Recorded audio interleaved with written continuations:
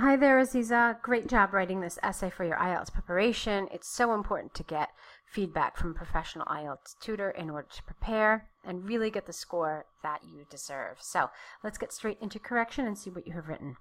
International marketing is sometimes seen as invasive and an intrusion into the country in question.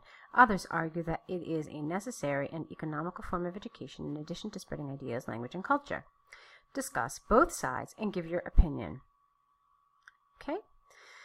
In our contemporary world, products can be easily advertised worldwide thanks to globalization. Some people are of, this should be the view right here, that it can be deleterious for domestic companies, therefore it is not a positive trend. While, now here you need some sort of a conjunction showing these contrasting ideas here. So while is the first one that came to my head.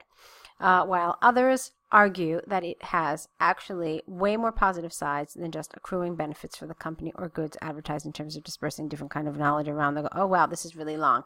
Okay, let me try it again. First of all, before I break up the sentence a little bit, let's change this word right here, Aziza, okay?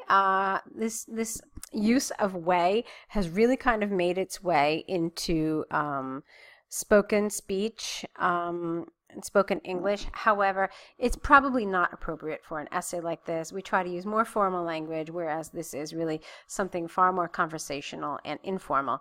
So you could have just replaced it with something like far, and that would have been perfect. Now, going back to what I saw, let's look at where the sentence starts and where it ends. So it starts here, okay, and then it ends all the way here. So that's really quite long. And while you're always encouraged to write complex sentences, you also need to be sure and be careful that these sentences are understandable, that they don't lose the reader. Okay, so sometimes you just have to make that decision to break the sentence into smaller pieces. All right, so let's try to do that together. Some people are of the view that it can be deleterious for domestic companies and therefore is not a positive trend, full stop. However, others argue that it actually has, let's change that too, it actually has far more positive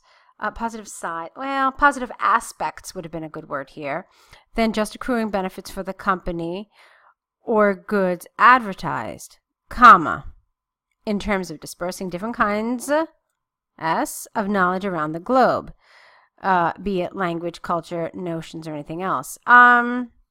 I wouldn't even have written this, actually. I like that you tried to use this grammatical structure. It's very nice, but I don't think you needed it, really. It just lengthens your sentence. So, yeah, you could have left it out, and I think it would have been fine.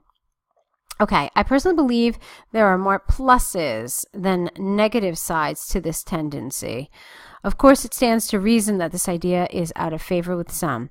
The possibility here of spreading adverts in every corner of the world makes big companies even stronger, while for small domestic firms it becomes harder to compete, which obviously can lead to problems in the economy of the country aimed for marketing if consumers prefer to buy foreign products instead of local. Okay. However, if we have a look in a little broader picture, we can see there are much more benefits. Firstly, it increases competitiveness, which in its turn means more quality, which in turn, you didn't even need to say which in its turn, which in turn means more quality goods and services are produced. Moreover, international marketing is a very complex process to conduct and includes market research, sometimes traveling abroad, which again contributes to globalization.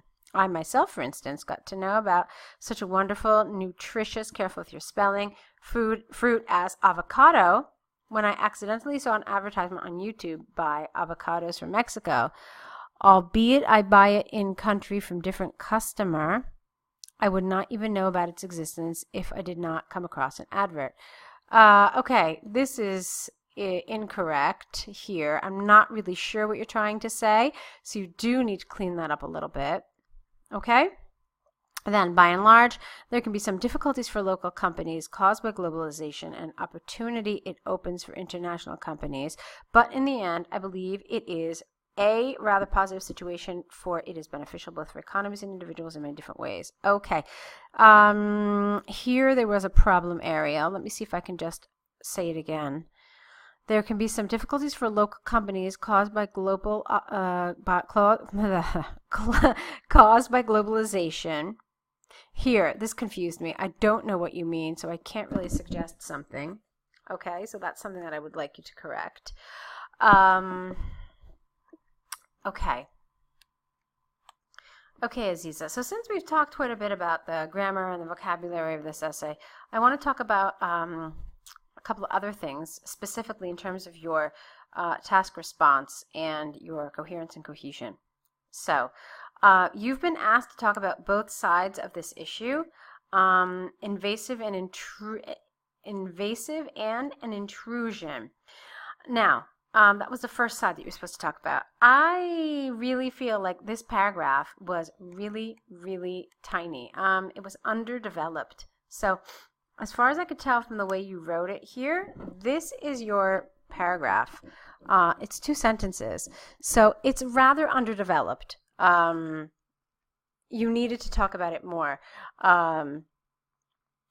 You know, it was just this one thing about the small domestic firms making it hard to compete. So basically, you needed to put more ideas here. You need to develop them a little more.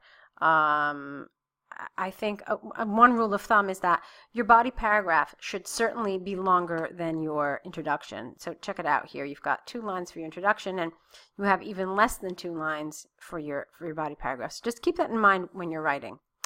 This was fine. This was okay. All right.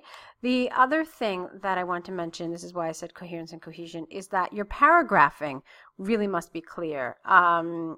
I mean, I could pretty much figure out your paragraphing, but look, it's all just one big block of text. So an examiner could possibly say, she has no paragraphs.